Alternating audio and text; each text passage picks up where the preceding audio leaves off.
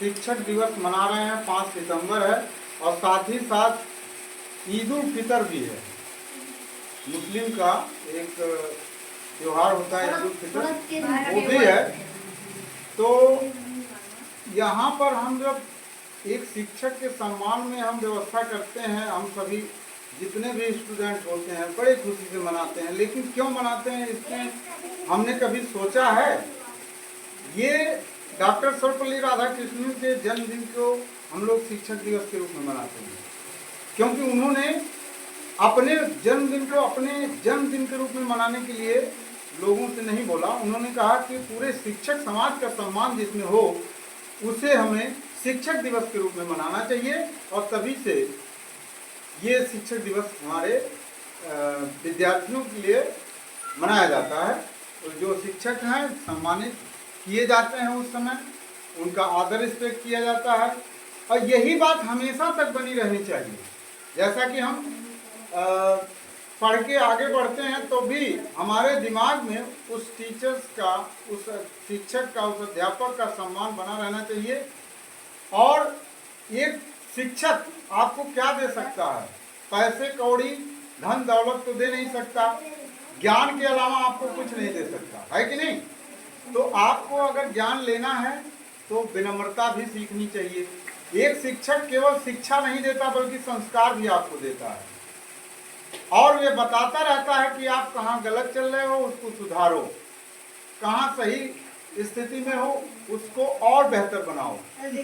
ठीक, तो ये चीजें आपको ध्यान में रखना है। दूसरी चीज ये है कि आप पढ़ लिख कर चाहे जो बनो, लेकिन एक बात हमेशा ध्यान में रखना, जीवन में कभी किसी को सताना मत, कभी किसी गरीब को सताना मत, और अगर मदद नहीं कर सकते तो उसका कभी अनभल मत सोचो, हमेशा परोपकार करते रहो।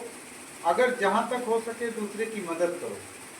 इंसानियत यही है, इंसानियत का धर्म भी यही कहता है। और हर विद्यार्थी का कोई न जाति होता है न कोई धर्म होता है, केवल शिक्षा ही उसका एक मेन उद्देश्य होना चाहिए।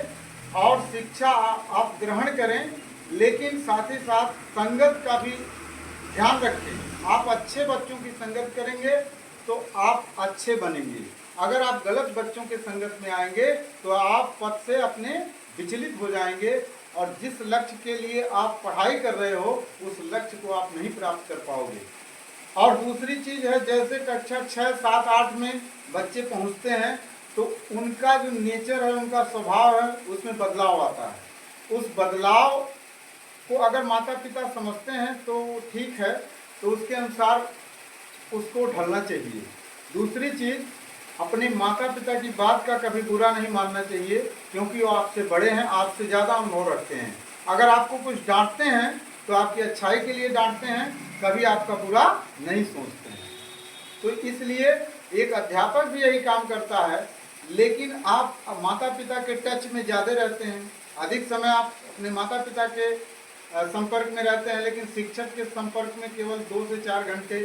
स्कूल में या ट्यूशन की बात करें तो 1 घंटे से 1.5 घंटे या 2 घंटे बहुत हो गया। इसी दौरान अगर आप कुछ सीखते हो तो फिर उसका इम्प्लीमेंट करना सीखो जीवन में, और उसी से आप आगे बढ़ पाओगे।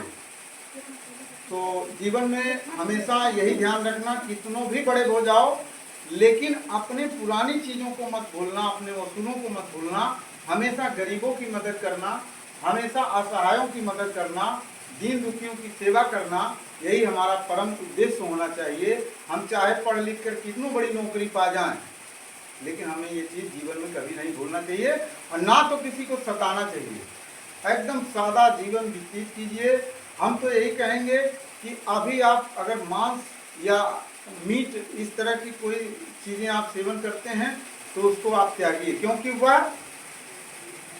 राक्षसी भोजन है, तामसी भोजन करिए। मतलब अब ऐसा भोजन करिए शुद्ध शाकाहारी हो, जिससे आप स्वस्थ रह सकें। जो लोग मांसाहारी होते हैं उनमें तमाम व्याधियां, रोग उनके शरीर में सता देता है उसको, और वह बेचारा परेशान हो जाता है। तो ज़्यादा से ज़्यादा आप शाकाहारी बन के और दिमाग को बिल्कुल शांत रख कर के काम करिए। आप सही दिशा में जाएंगे।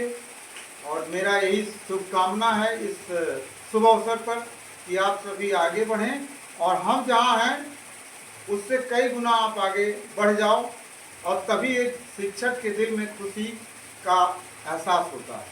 धन्यवाद। आज के लिए बस इतना ही।